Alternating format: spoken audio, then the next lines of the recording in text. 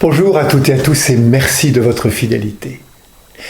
Jésus vient d'annoncer à ses disciples qu'il fallait qu'ils montent vers Jérusalem pour y vivre sa passion, y mourir, y ressusciter le troisième jour. C'est pour ses amis comme un coup de tonnerre.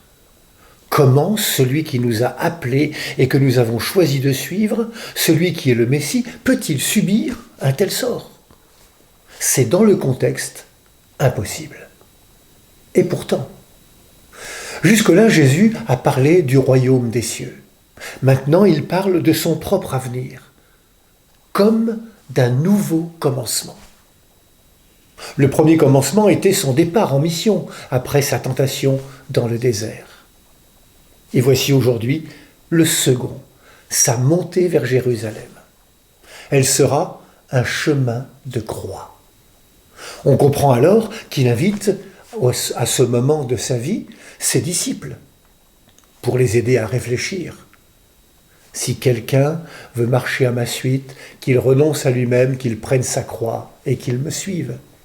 Il les met en face de la réalité. Être disciple de Jésus n'est pas un chemin facile et demande quelques aptitudes. La première, c'est la liberté. Si quelqu'un veut marcher à ma suite, ce n'est pas une obligation. Si quelqu'un veut marcher à ma suite, alors qu'il soit préparé, car le chemin sera rude et pas différent de celui du maître. La condition essentielle, c'est de renoncer à soi-même, ne pas être auto-centré. Oui, la vie du disciple est comme celle de son maître, une vie donnée. Et c'est ce don de soi qui donne sa juste valeur à notre existence, nous dit l'Évangile. Donner sa vie, cela ne veut pas dire d'abord mourir, mais vivre.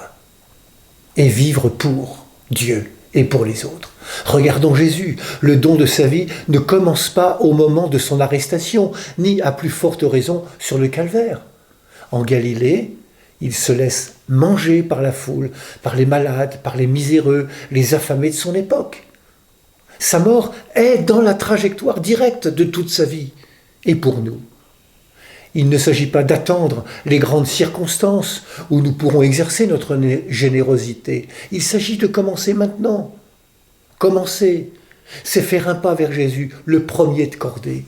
Un pas pour le suivre. Oui, il y aura des obstacles, mais n'y a-t-il pas plus de joie à donner qu'à recevoir ? Aussi, je vous laisse avec cette parole du Père Varillon qui écrit dans son livre « L'humilité de Dieu ». Il faut peu de puissance pour s'exhiber, il en faut beaucoup pour s'effacer. Dieu est puissance illimitée d'effacement de soi. Bonne journée à toutes et à tous, prenez bien soin de vous et des autres.